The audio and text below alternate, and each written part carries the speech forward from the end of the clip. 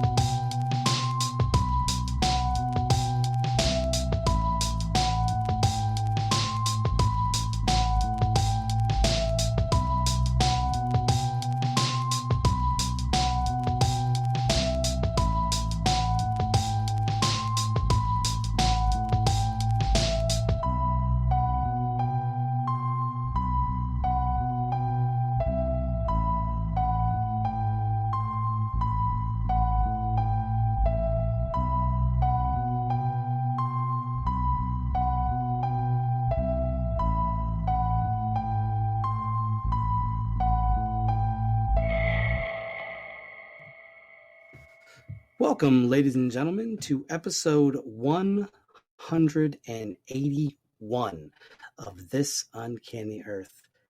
Tonight, we interview artist Sam Shearon, and he is going to be talking about all kinds of amazing things and some of the art that he does and where you can find him. But first, as always, I am your host, Robert Solomon, and with me is the guy that can't seem to get his audio right today. Ladies and gentlemen, it's Spider.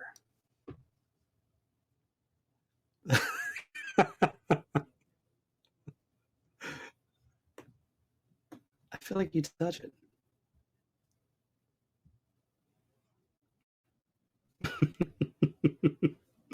It is indeed. Ladies and gentlemen, we have come to our favorite part of the show. Well, my favorite part of the show. Ladies and gentlemen, it is time once again for dad jokes. It's time for dad So, the guest won't be able to hear it until after the thing, but there's like a little song that plays for the dad jokes. You ready? I'm going to say it. Here we go. All right. Why are roosters so funny?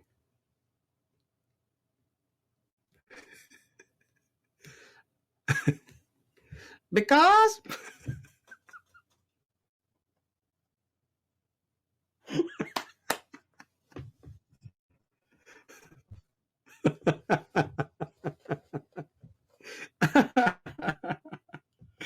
That joke, listen, that joke was provided by Leah Carpenter, though, so.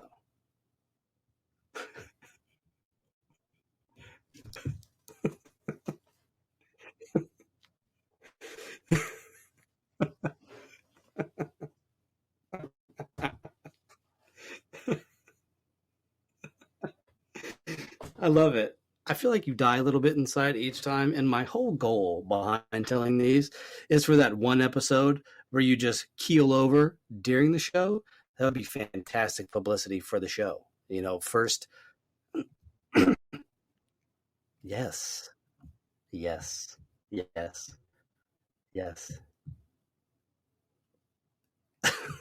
You'll be a spirit made out of spirits who drink spirits. That'd be a triple spirits. Triple distilled. High quality. Still angry. We're still resentful. But that's because like a part of you is dead inside. And that's okay with me. I'm okay with that. Ladies and gentlemen, tonight we have our very first guest of 2022. Ladies and gentlemen, he is an artist all the way from Los Angeles, California. Ladies and gentlemen, please give a warm, uncanny welcome to Sam Shearon. Hey, Sam, how you doing tonight? Good evening. Thanks for having me. Thanks for the invite. How are you doing? Excellent. So me and Sam have been talking for, I think we've been talking for a couple months about having you on, and then life happens and things happen. And finally I reached out, I think it was last week actually, and I said, hey, you want to come on the show? And lo and behold, he said yes. Let's do that next Thursday. So here we are. Sam, why don't you tell the audience a little bit about yourself and what it is you do? Well, most people would probably know me from book covers and album cover artworks that I do, which are usually of the darker sort of side of life that people would generally call dark art, but I think that's a very pigeonholed term for it. But yeah, I do book covers and album covers for bands, tour posters, merchandise, things like that. Previous clients, I've done work for Slayer, Rob Zombie, Rammstein, Filter, Ministry, the list goes on. And I've done stuff for Clive Barker, Stan Lee, The X-Files, and some of your more unusual clients in the realms of the unexplained with David Weatherly and Ken Gerhard, the Shannon LeGros of Into the Fray, of course, and a whole host of others. Excellent. Now, give us a little background on what got you into sort of the more uncanny side of art. Oh, that's such a massive question, because everyone can say, well, they've been into monsters since they were a kid, and it's always been fantasy movies and horror films and comic books and things. And that's a huge part of it. But also growing up in England, I had the opportunity to visit a lot of museums and natural history museums mainly. And so I was just fascinated by, dinosaurs, like most kids are. But I used to be able to sit underneath them and just draw for hours and hours. And I just became fascinated with cryptozoology when you hear stories of some of these animals being found alive out in the middle of Congo and things like that. Off the coast of Africa, the coelacanth, the giant prehistoric fish, was discovered in the 1920s, and since then they've pulled many of them out of the rivers. But this thing supposedly died out 65 million years ago, and so when you find out that these things do happen, and there are stranger elements to the world, I got just absolutely drawn into it since childhood, and became fascinated with it. So everything I've done since has always had that element of the unusual, or the let's just say I really don't enjoy painting bowls of fruit, because you can see that every day. That would be for me. So yeah, that's pretty much where I came from, is pushing the envelope really since childhood, of finding whatever weirdest thing I could possibly find out. That's awesome. We have similar sort of backgrounds in that regard. With me, it was spirits and things like that as a kid. And I remember my grandmother had a Time Life Western book.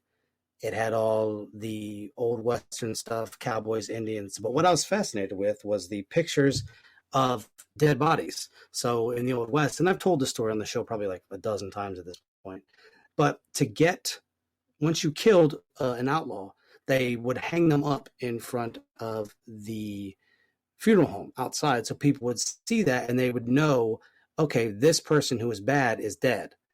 But it would also detour would-be outlaws from doing the same thing and meeting the same fate.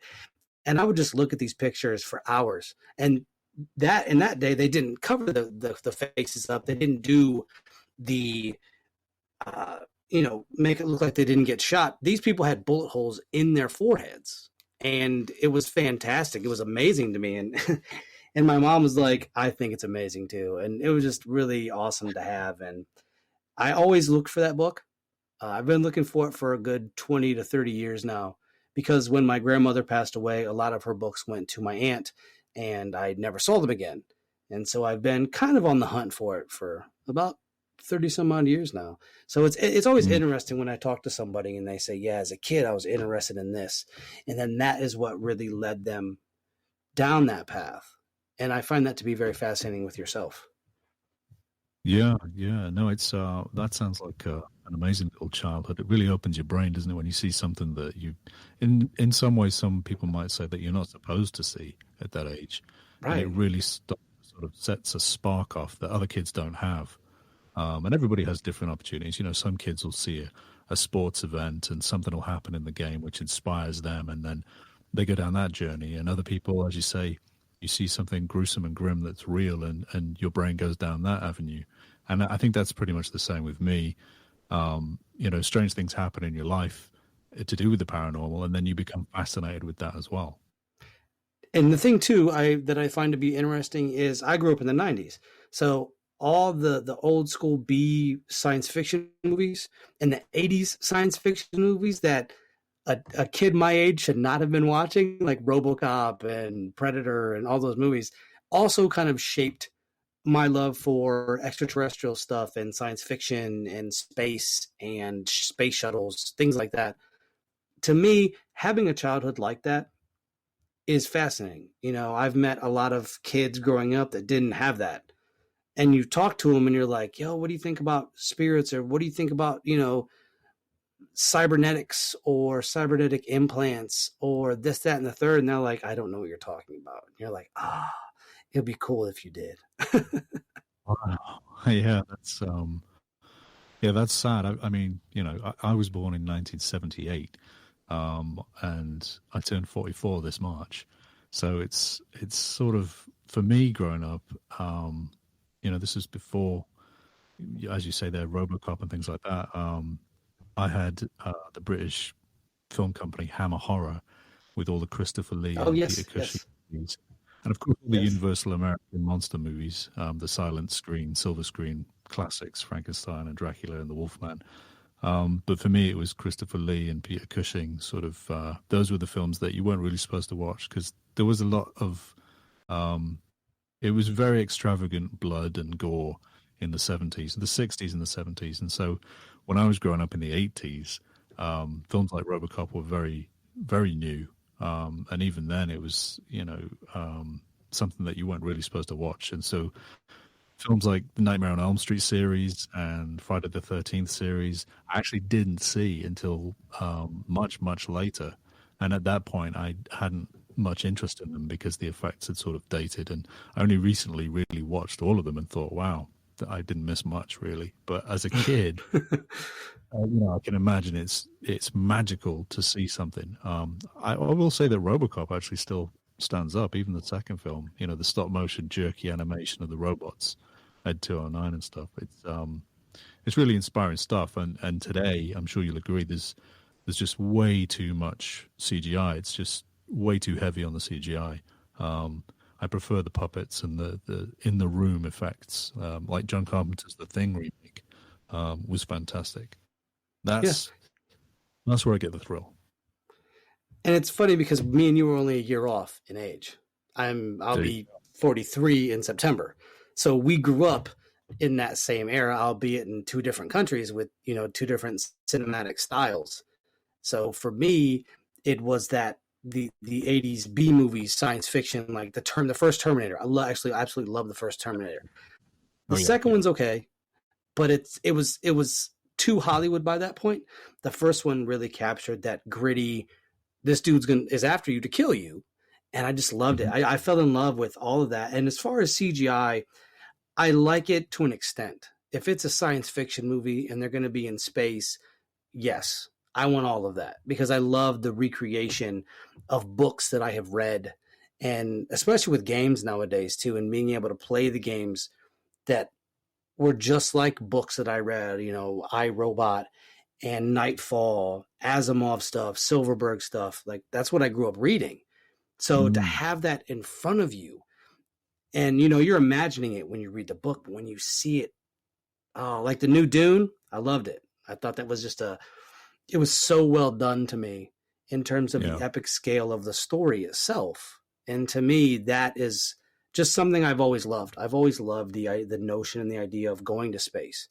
A lot of people have their things, yourself, cryptozoology. With me, it's always been space, UFOs, other planets, black holes, stellar engine, Dyson spheres, and the mathematics all behind that. I've always loved that. Yeah. I think you hit the nail on the head there. I think there's two kinds of kids. We're talking about the boys here. Some girls, we're not going to, you know, avenue, but some girls. I think there's two kinds of boys growing up. There's the ones, as you said, that like the robots and the cars and the machines and the space travel and the science fiction. And then there's the other kids who I kind of fall into the category where it's the fantasy, the dragons, the barbarians, the monsters. And where it crosses over is always fun. You I do love the Marvel movies of today. I think they're fantastic, and I think what you mentioned in Dune there is a good point, because if the CGI is done well, like the new Blade Runner, if it's done well, Yes, yes, it really works. And there's some beautiful photography, even the Prometheus movies and yes. Alien Covenant. The scenery that they put in there that's completely digital is absolutely iconic, and it's incredible. I think when it's done bad, it ruins films, especially when there's a big budget movie that promises a lot, and it just doesn't deliver because the CG is sort of the last minute, or they've run out of money, or the artists that they've hired were just not the right company. But when it's done well, like Dune, I think it's incredible. I think too, when you have a project like Dune, you have something you have to live up to. You have a book series, and the books are very thick, and the story is very intricate. And I've noticed with movies like that, where the story is very intricate in terms of science fiction, it usually turns out well. Not everything, and not every movie, at least in my opinion, obviously. Uh, it Mm. it turns out well. I think one of the few things that I didn't really care for, and if people love it, they love it. But I wasn't a big fan of the last three Star Wars movies. I just could not get into it. When you have a a series that has so much to it, besides the Luke Skywalkers and the Princess Leia's and the Yodas, that has such an expanded universe, and you've made six movies with those characters already.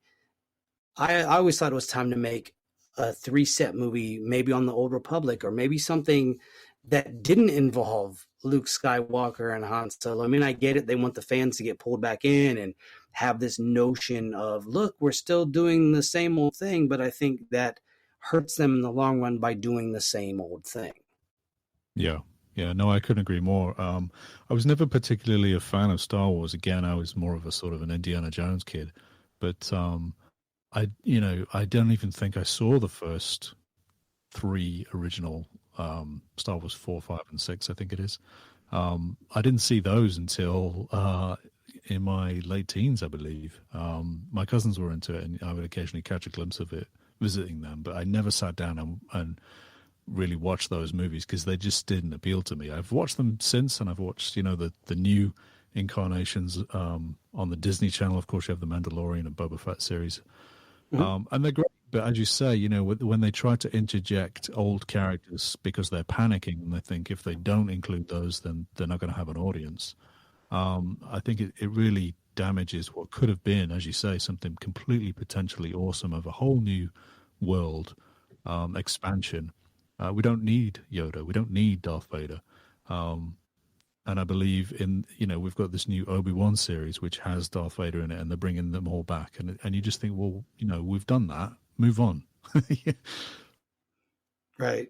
And one of my buddies who has a podcast that we act in, he loves all of it.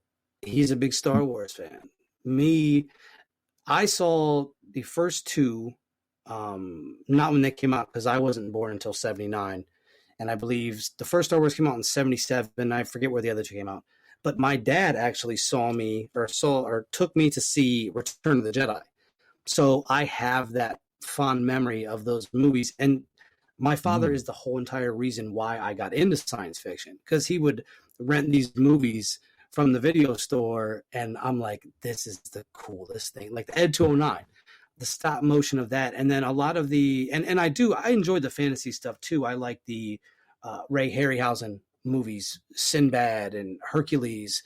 I like that fantasy aspect too. I was a big fan of Conan the Barbarian growing up. I read the books, and this dude is just a beast, and he's punching dragons in the face, and he's fighting Set, and it's just fantastic. And I enjoy both, but to me, the whole notion of being able to go into space and explore uncharted worlds and planets always just stuck with me. And I think it's cool. And I love Indiana Jones as well, with my favorite movie being the Last Crusade. That will always be my favorite. Yeah, I saw The Last Crusade in the cinema. I was a Boy Scout, and we went with the whole group of us to watch it. And, obviously being a fan of the first two films as well, it was just incredible to see the third one. The fourth one, I mean, we don't have to talk about that. There was a fourth one. Exactly. I The next one, though. Funny story. I fell asleep in the theater watching that. I was at a Wow. buddy's house, and he was like, "Let's No see way. the new Indiana Jones movie." And I'm like, "All right." And I'm like, "Oh, there's aliens in it." I didn't like Indiana Jones is one of those movie franchises for me where I don't want aliens in it.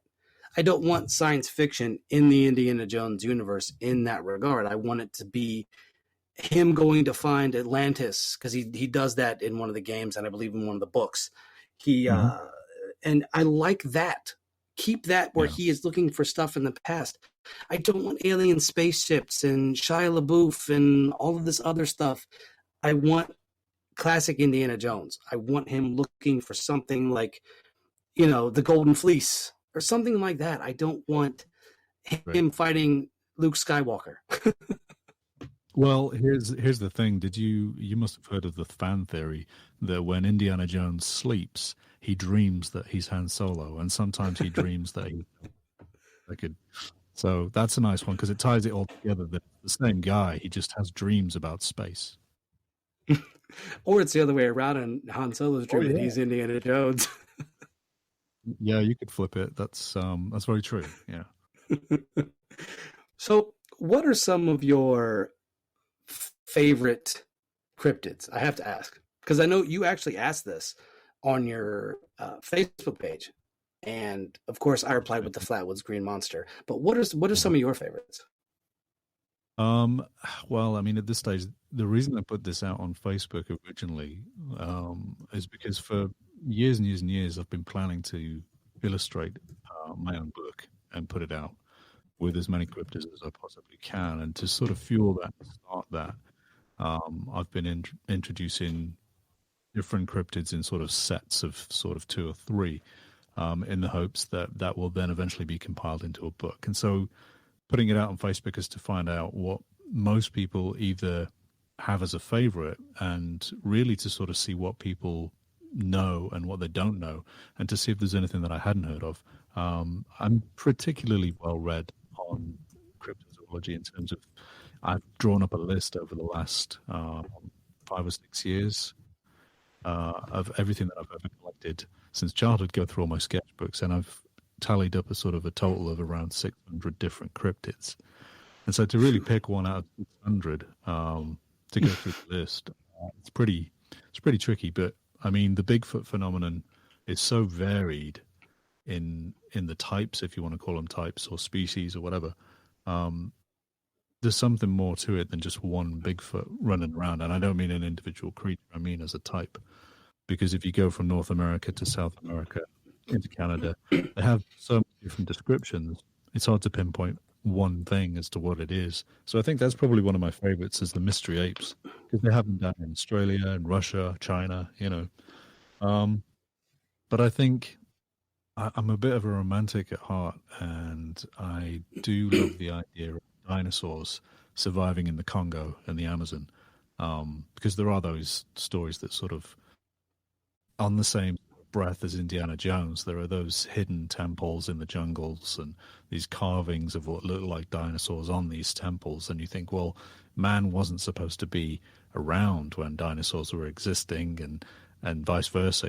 There's millions of years between us, but people have claimed to have found these carvings which seem to show dinosaurs alongside man. And I always find that absolutely, again, romantically ridiculous, but fascinating if it were true. So I think dinosaurs being alive is probably my most favorite. We just see Sam riding around on a Triceratops through LA. I did it! I did it! I found one! That's fascinating, actually. For me, the Flatwoods Green Monster, but I think the reason being is because my family was actually part of that sighting. My relatives were actually part of that whole thing. Yeah. Kathleen May and Eugene Lemon, I am related to both of them. Yeah. No, that is interesting. I'm going to have to talk to you more about that afterwards then. Yes, please, by all means. That would Oh, yeah. That would be awesome. Yeah. But that one, and then I think after that, the Mothman, the Wendigo probably too. Like I'm really fascinated with the Wendigo. Um, there's a whole bunch. There's a whole bunch Yeah, yeah. that I really enjoy. I can hear some interference on the line. I'm not sure if that's. Yeah, Spider. I think there's some interference on your end. There you go. Oh. Do you want to try to move? That's it. Yeah, it seemed like that. It seemed like it fixed it. Perfect. Yeah. Welcome to live podcasting. No, there's some interesting ones in there. And it's funny that you mentioned those because some die-hard cryptozoologists call them sort of stuffy old professors, but they would probably argue that those aren't cryptids. Right. And the term cryptid has, I don't know, in the last even only 5 years, it's started to become a very, very popular buzzword on, Instagram and TikTok and everything, where people are just sort of using that word to cover all monsters, including mythology. Whereas cryptozoology, to look at it from a science fringe aspect on the edges of what we know and understand is exactly that. It's supposed to be a catch-all for a term that scientists would use to describe an animal that hasn't officially been discovered, but people have seen it. And I think things like Wendigo is more, it's a folkloric creature, but it falls into the category of cryptozoology because people say, well, it could be Bigfoot. And then you have your Mothman, and people say, well, that could just be a giant owl. So that is cryptozoology. But at the same time, they say it also has alien connections and spirit connections. And so that's not. And the same with the Flatwoods Monster. Some people say that that's an alien visitor. But does that not mean it's a living creature that we don't know from another world? It gets all real fascinating for me anyway. Yeah, I have to agree with you. And a Bigfoot theory that I found to be fascinating. I don't know. I mean, you probably have, but the invasion on Chestnut Ridge and the Bigfoot creatures coming out of the spacecraft. You're like, okay, wait a minute. This changes the dynamic a bit, Yeah, it was a fascinating story. I did the artwork for the cover of that documentary, actually, from Small Town Monsters some time ago. So very familiar with that. We were talking about that off air before the show started too. That he has done quite a bit of artwork for the Small Town Monster folks. Yeah, I did the first 12 films, I believe, and accompanying merchandise. The documentaries that they put out feature artwork licensed by me for them to sort of, you go on Amazon Prime, you can watch all the movies. There's the artworks by me. Of course, my favorite one's the Flatwoods Monster. I mean, I think of course. And that.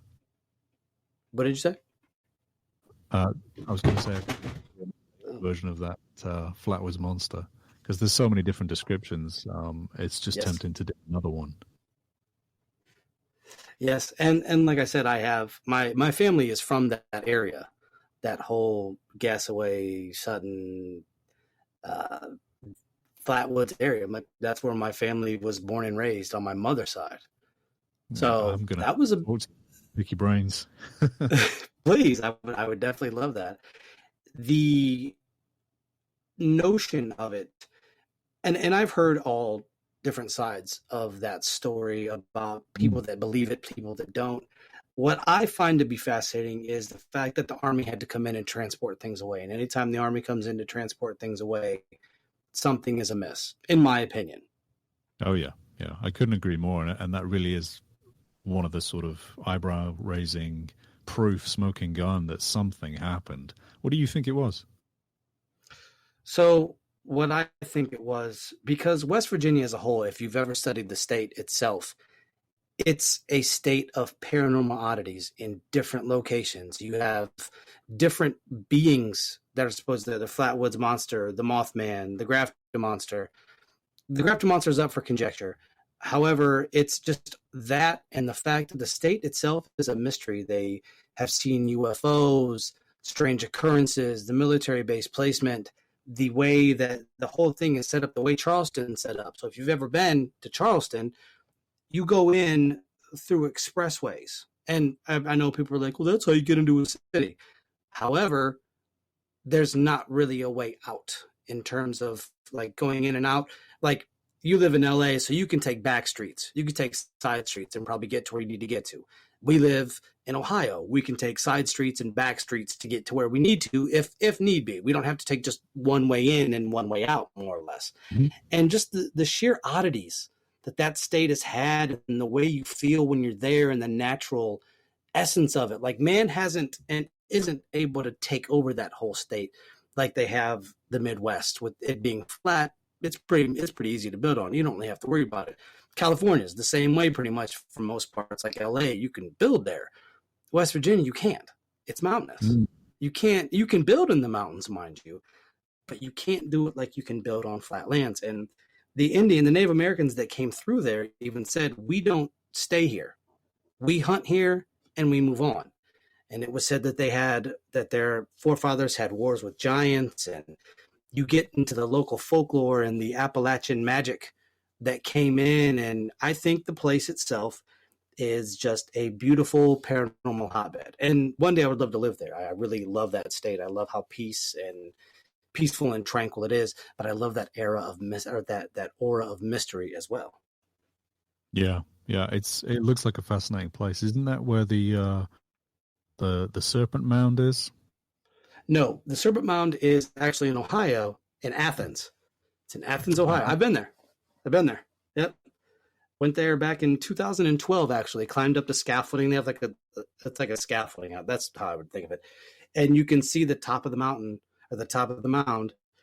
And they say that it's older than what they have dated it as, because the reason it was dated the way it was at first is because the native tribes would come through and out of respect would clean it up when they would pass through. It was a custom, and you would do it out of respect for your ancestors.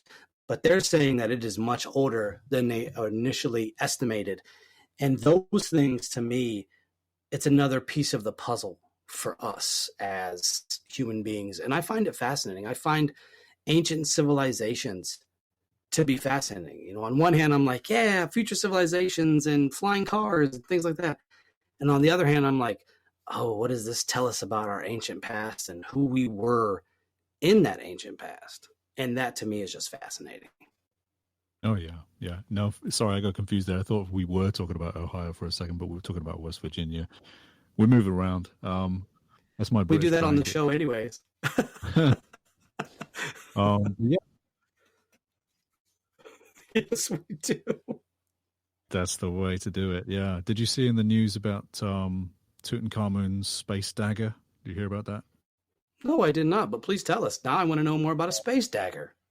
Oh, there you go. So a friend of mine, Mike Playfair, from the UK, he sent me this article in the news. They have been analyzing this dagger, this shift that was found in the tomb of Tutankhamun, the Boy King. And the interesting thing about it was that the handle is sort of encased in a sort of a gold with a crystal encrusted end on the end, on the hilt of it, and then the sheath that the blade goes into is also gold. But the blade itself, they've now analyzed, is made from iron that came from a meteorite. And the thing they found most fascinating is that the Egyptians didn't use iron for another 500 years. So where did he get it from? And they think, it was a gift. It was given because of what they've done, the chemical analysis on the iron itself, that it's come from this particular region and this time. They think that a certain king of a different nation gifted it to King Tut's grandfather, and then it was passed down to him.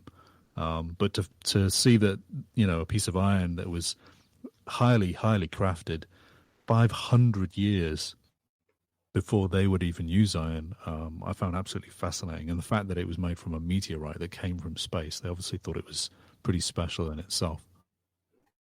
And I've noticed that too. And we have to remember that his father, Akhenaten, was the one who created the monotheism in Egypt. And they said he was an alien, but I think that was more of like his body shape was a little bit different than other people, so it looked like he was an alien, maybe. And Yeah, those go are ahead, just bizarre. yeah, Yeah, that, it's the way they depicted them, in the carvings and stuff. Like everything else yeah, seems to be size represented accurately, and then you have these really giant looking people with really long heads, and you just think, well, is that an emphasis on making them look more than the average man because they were kings, or were they literally illustrating them as larger people because they were? or were they just doing that with Akhenaten because he was the odd man out, who believed in the monotheistic concept, and they thought, okay, if you want to believe in that, we're going to make you look like a weirdo because that's a weird thing to believe. And that Yeah. has happened with art. You know what I mean? Like, the history is told by the victor, and death conquers all pretty much at the end of the day. And so people can write about you however they choose. What I do find fascinating is as we dig deeper into the earth and as we find these hidden places, we are finding ourselves going further back and further back into notions of us existing earlier than we think. And I honestly truly believe that each time we dig beneath the soil, we're going to keep finding our past, and it's going to keep going back further and further. I honestly don't see us ever truly figuring out when we were made or when we were hatched. I don't truly ever think, I think we have a lot of guesses, but I think the minute, like you said, the space dagger and things like that, we keep finding these things. And we're like, wait a minute. So this rewrites this part of history that we didn't know. We have that little thing to fill this in. And then you go over here to the Middle East and they find something else. And the Middle East has always been a hotbed of our past. And I truly believe, in my personal opinion, mind you, that a lot of these conflicts that have happened, I think they found something and people want it, or somebody is sitting on something over there that would basically rewrite our entire notion of us as a species. And like I said, not jumping into politics, but I always just think it's odd that we have so much conflict over there. And the some of the oldest religions come out of that area. Zoroastrianism, Islam, and Judaism all are in that area, and they're all interwoven together. They have instances of Persian magi visiting different places in Israel, and Muslims and Jews getting along in different African communities. So I don't think it's too far-fetched for us to really say, are we older than we think we are?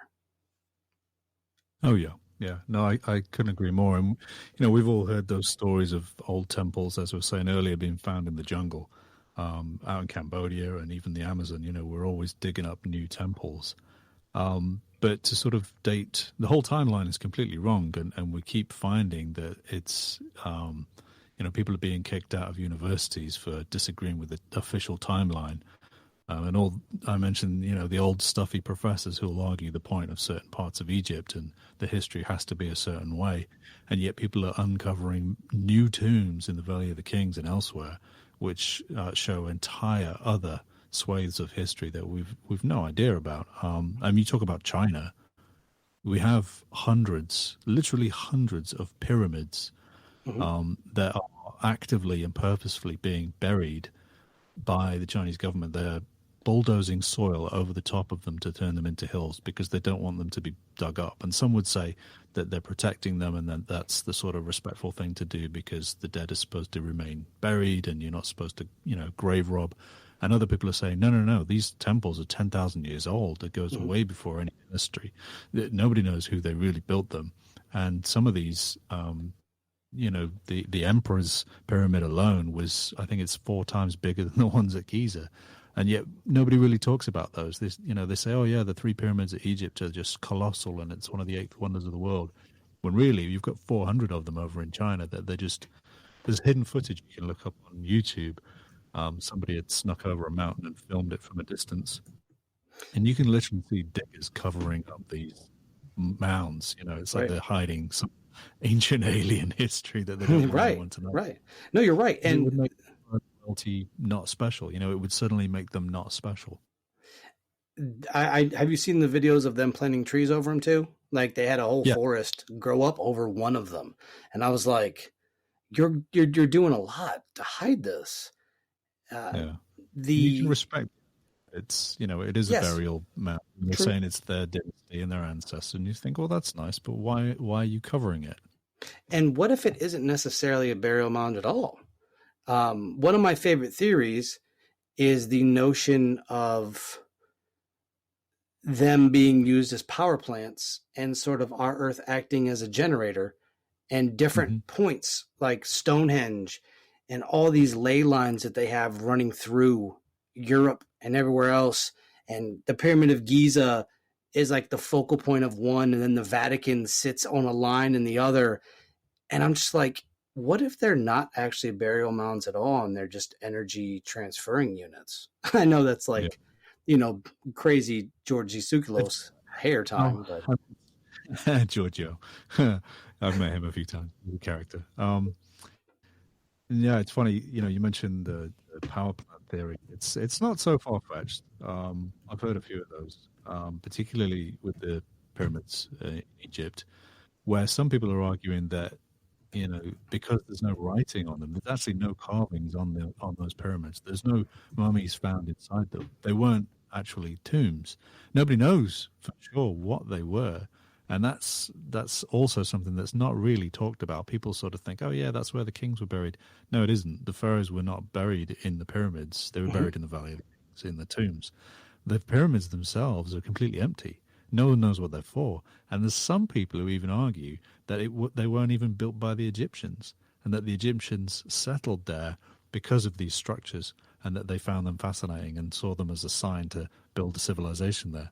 I mean, I'm not sure I go down that road, but they're certainly not tombs, that's for sure. So what the hell are they for? and the thing is, they had gold capstones and granite underneath, which ran the water run underneath that, and all three of those things are fantastic conductors of electricity. Oh yeah, yeah. So I mean, you have the road that goes all the way up to the edge of it at one point. yeah, And there's no reason to say that it didn't run through channels through underneath it and out the other side. And you could think up all manner of different inventions that could produce electricity. But the only thing is there's no real there's no signs of any carvings or descriptions that show how the pyramids were built or what they were for. In the entire Egyptian pantheon, there's no god that's assigned to them. There's no images of people actually letting us know what they were for and who built them. There's Khufu. The name is one pharaoh that was, tiniest little statue of him is the only thing that exists, and he's supposed to have been the guy that built them.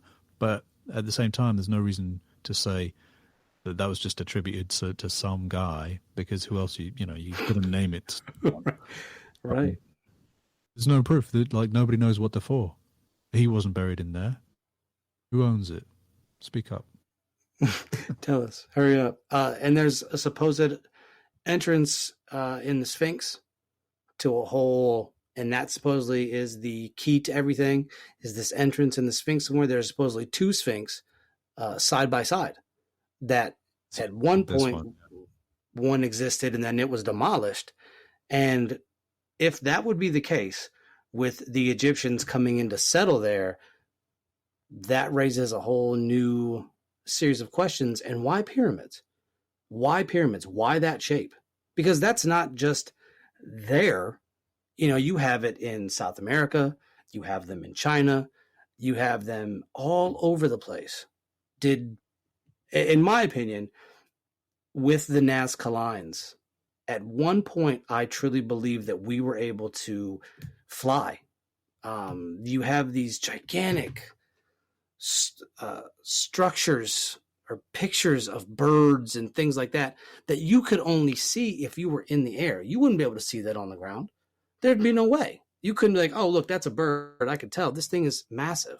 it would just look like lines. But when you're up in the air, up in the sky, you look down and, oh my goodness, there's a bird or there's the ant or there's a person.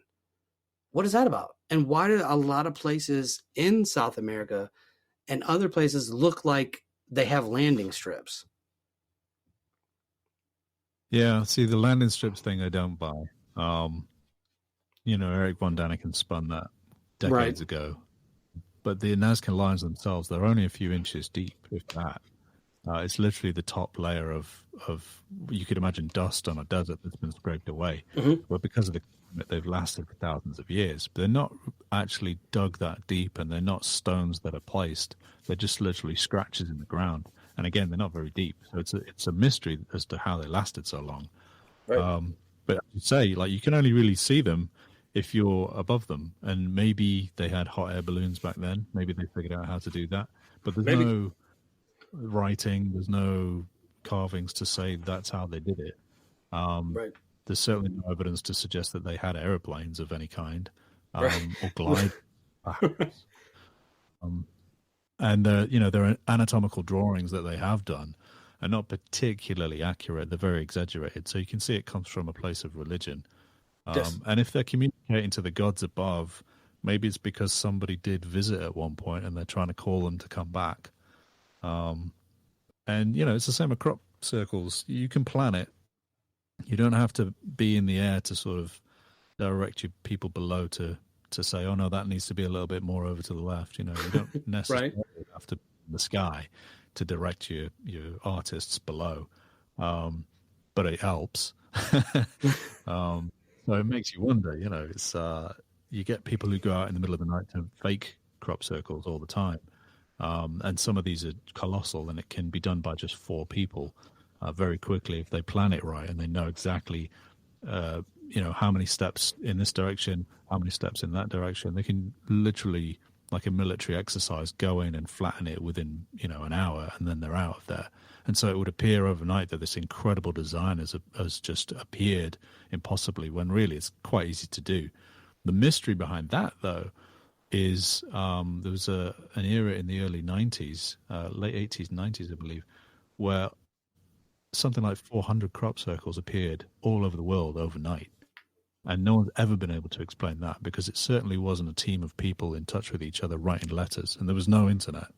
So how did that happen is a mystery. And even the people who do fake them, I've spoken to a chap, I forget his name now, Mike Williams, I think he was, from the UK, and he used to go out and fake them, and he'd been arrested for faking them in the past and that kind of thing. But even he said that he's been out in the middle of the night to fake things, and stuff has already been there, and they haven't done it. So he says that there's something going on, and he's even, as I say, he's one of the guys that fakes these things for fun, as experiment to see if you could fool people, or literally how it can be done. He likes to figure out, these things out, and even he has said there's something to it. There's something going on that he can't explain. I think with 400 of those appearing overnight too, somebody would have said something. I've never seen that group of people keep silent. Somebody is always going to be like, man, I got to get this off my conscience. People think this is aliens. It isn't. Really? Yeah. What was the point? Right. I mean, how would they know? Because, Australian news is not the same TV channel that you get in the UK, and it's certainly not the same you get in Russia or America. So for these people to sort of say, hey, we're on the news, you wouldn't know. So why did they do it? For no other, for a joke? That's a little intense. to be honest with you. That's a lot of people and a lot of crops ruined overnight for no reason. And I think too, another thing that I often wonder about is in Europe, I sometimes wonder if a lot of the stuff that we haven't found there is underground. A lot of the mounds and things that we have found, I wonder if there's more that just have deep underground passages because of the cold, because, it's not nice all year round, like in Egypt or a place like that. And I have to wonder if maybe a lot of stuff is underground and maybe we just haven't discovered it yet. Yeah. Well, coming from the UK, I can tell you that there are a lot of subterranean networks and tunnels on coastal towns. I grew up in a coastal town called Lytham St. Anne's, and I know in the town just a little bit further up the coast towards Scotland, a little town called Blackpool. They have a lot of pubs like every town will have in England, but there are underground networks that lead from the sea on the coast all the way inland, where they would roll barrels of ale and corn and what have you off the ships underground, because the weather's so brutal up there. It's so windy and cold. And also you don't want to have to navigate through the streets with all of your stuff. So they just roll it up and down. And unfortunately, this happens in most port towns, I'm sure in America too, where people will be kidnapped and taken down the tunnels and put on a ship. And then they'll wake up on the ship and then suddenly they're forced to work. That used to happen quite a lot as well. But I believe in the northeast of England, there are underground tunnels that lead out off the cliffs where they would sacrifice people to sea dragons. So make of that what you will. Right. And that's another thing too, getting into a little bit of cryptozoology. We don't even know what is in the deep ocean. We barely scratch the surface on what we think is in the ocean. And that, like a lot of times the sea monster stuff, I think to me is the most believable of all the cryptids because of that reason. Like your giant squids, I don't think it's too far-fetched for a quote-unquote sea dragon to not exist. I think it's very possible that they could exist, honestly. Yeah. I mean, my friend Ken Gerhard he's a believer in the Loch Ness Monster, and he thinks it's a type of long neck whale, a reptilian primitive whale. I'm not sure if I subscribe to that. There's a lot of people that say it's a long neck marine reptile that survived the age of the dinosaurs. But the problem with that is Loch Ness didn't exist 65 million years ago. It was carved out by the glaciers in the last ice age. So the lake itself hasn't really been around that long. But then you have these stories of lake monsters all over Europe and again across the coasts in the northern seas. And people have seen something for thousands of years, not just hundreds. There are all these reports of sea dragons and sea snakes and serpents. And they're not seeing whales because they illustrate whales as well, and they know what whales are. But they'll also illustrate these other things. And you think, well, what is that? Is that a prehistoric marine reptile that's clinging to existence? And we mentioned the coelacanth earlier, the prehistoric fish, that survived. So it's not impossible that something else did as well. You were talking about the dinosaurs existing in the jungle. I have a couple books that talk about giant spiders existing in the jungle. Oh, yeah. And I'm like, and this is why I'm never going to the jungle. Yabafofi, I believe, is one in the Congos, a giant spider the size of a dog. And someone's sit side of the road and they didn't know what it was until it sort of sprang up on its 8 legs and ran across the road, and it was the size of a German Shepherd. That terrifies me. I used to watch the black and white Tarzan movies when I was a kid, and there'd always be like a giant web in the jungle, and some screaming girl would run into the web and get tangled up in it, and then these giant spiders would crawl out. And of course, Tarzan would swing in and save her. But the idea of a spider any bigger than your hand is the stuff of sheer terror. And you have to wonder how much of that is true. Like, in those movies when they show those creatures, one of my favorites was Journey to the Center of the Earth, and they had the giant iguanas. I mean, they obviously looked fake. I mean, they were real iguanas, but you could tell they were. But you have to wonder how much of that is based on, a little bit of fact. Yeah. Oh, yeah. I mean, in Australia, you've got Megalania, which is a prehistoric monitor lizard, the largest of its type that we've ever found. And today we know that the largest of that family is the Komodo dragon. But in Australia, this giant monitor lizard is supposedly still walking around in the outback, and people have seen this. People have found the footprints, and you think, well, yeah, maybe, because they did exist. Same with Bigfoot. At one point there were 9-foot tall, hairy ape men walking around. That's a fact. That's not some myth like a unicorn. Bigfoot did exist. Spider, you were saying something? Go ahead.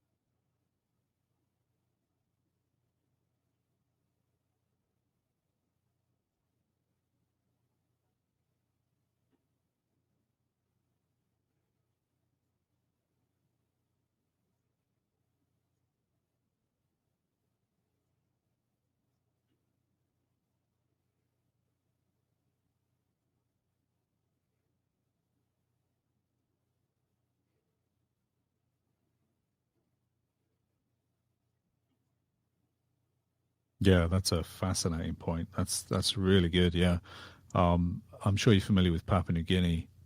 Is known as the Lost World, and portions of that are entire tropical jungles that go deep down into a dead volcano, Mm. and we've never been to the very bottom and covered it all, and we've no idea what's down there, and that's literally known as the Lost World.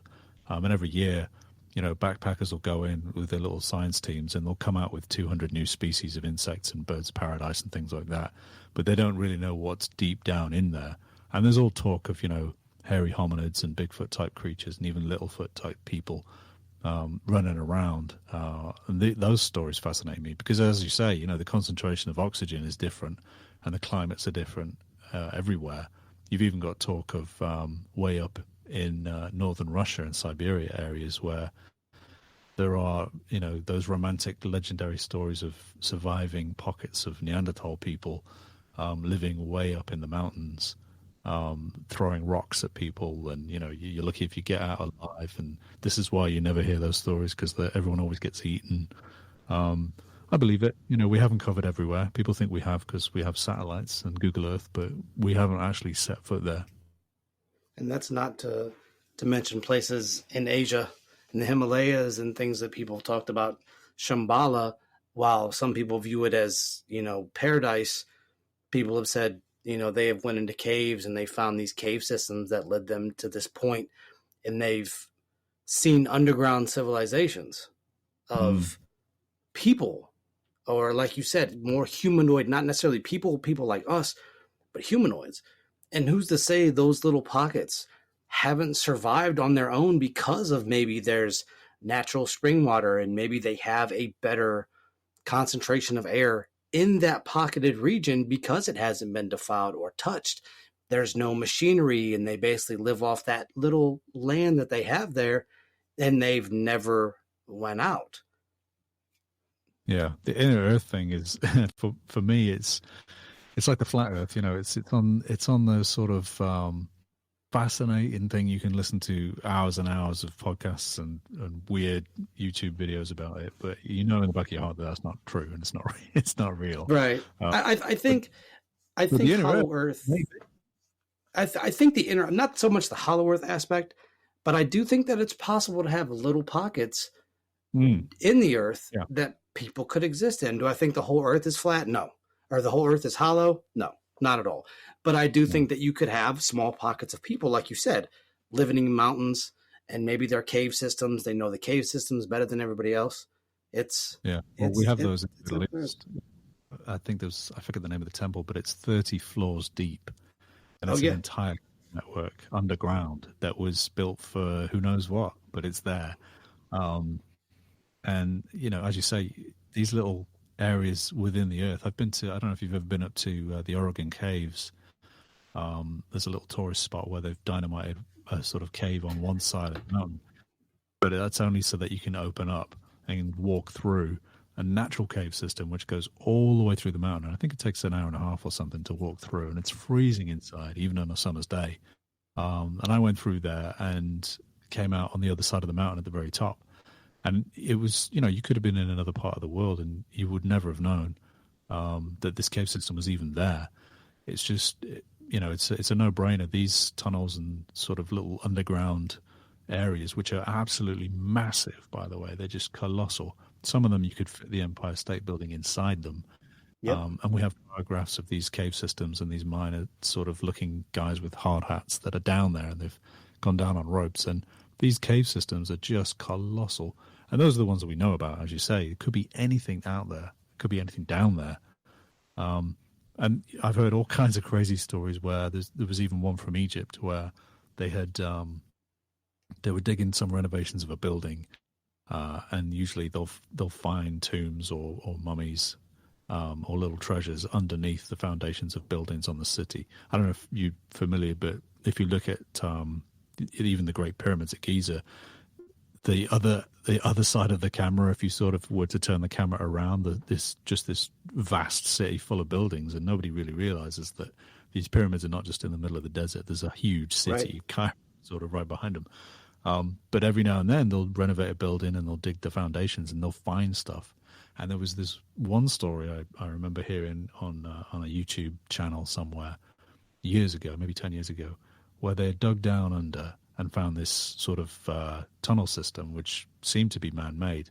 So they sort of traveled down it, big enough to walk down, and it was something like 100 feet below the surface when they got to it. And they walked down and shone their lights down, and at the very end of this tunnel, they saw very, very pale people with tails, like reptile tails, who ran off away from them. And so they got a fright of their lives, and they climbed back up the rope and they sealed it off. And they said, we're never going to open that again. We don't know who they are or where they are, but that terrified them. And so they sealed it off, and then they never, ever disclosed where that was. So who knows? Well, everyone, it's about that time. It's 11 o'clock. I want to thank our guest, Sam Shearon, for coming on. Thank you, Sam. The door is always open. You're always welcome back to come on the show. I feel like we could have went at least another 2 hours just having a conversation. Well, thanks for the invite. It's been a right giggle. Where can people find you and the things that you do? You can find all my links at mrsamshearon.com, and Mr. is MISTER, the word, and then Sam, SAM, and then Shearon, SHEARON, mrsamshearon.com. And you'll find the Instagram, Facebook, Patreon, all the links on there. Excellent. Excellent. Guys, go out there and support this gentleman. He is an awesome guest. We had an awesome conversation. Next week, we're going to be talking about fairies and fae folk. So you guys are definitely going to want to catch that one. Sam, is there anybody you want to shout out before we take off? Check out Paranormality Magazine. It's on Instagram. You can find the links to the magazine itself. Always full of interviews. We just have Micah Hanks on for this month, and I believe March's issue is going to be Dave Schrader, so look out for that, and check out the artwork of Brett Manning Art. Excellent. Well, everyone, thank you once again for joining us on another episode of This Uncanny Earth, and as always, why be boring when you can be uncanny? We will see you folks next week.